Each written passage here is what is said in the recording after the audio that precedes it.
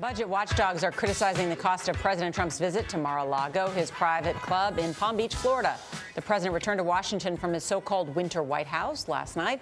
He has been there the past 3 weekends in a row. That's 11 of his first 33 days in office. The travel has an estimated price tag of $10 million. Manuel Bojorquez is outside Mar-a-Lago with the numbers that are quickly piling up. Manuel, good morning.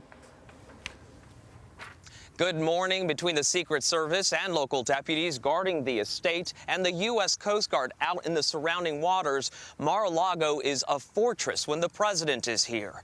The White House will not disclose the exact costs of Mr. Trump's visits.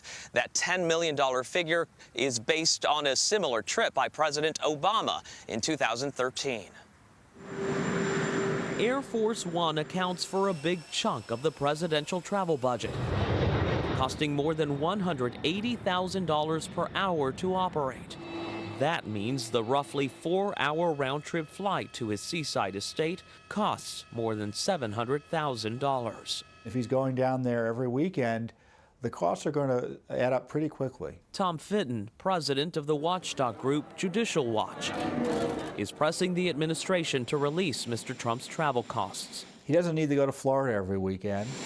He can work at the White House or up at Camp David. Mr. Trump often attacked his predecessor for traveling too often. He once tweeted, "President Barack Obama's vacation is costing taxpayers millions of dollars. Unbelievable."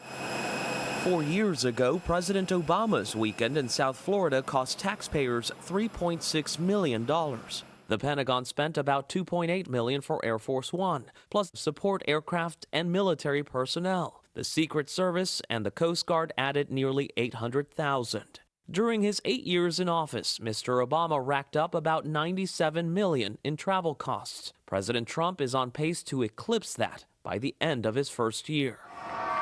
Another cost of keeping President Trump safe: disruptions to businesses near Mar-a-Lago.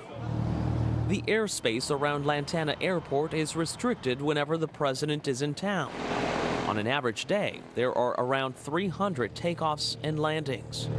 But when the president is here, nothing's moving, except the bottom line for businesses that operate out of this airport.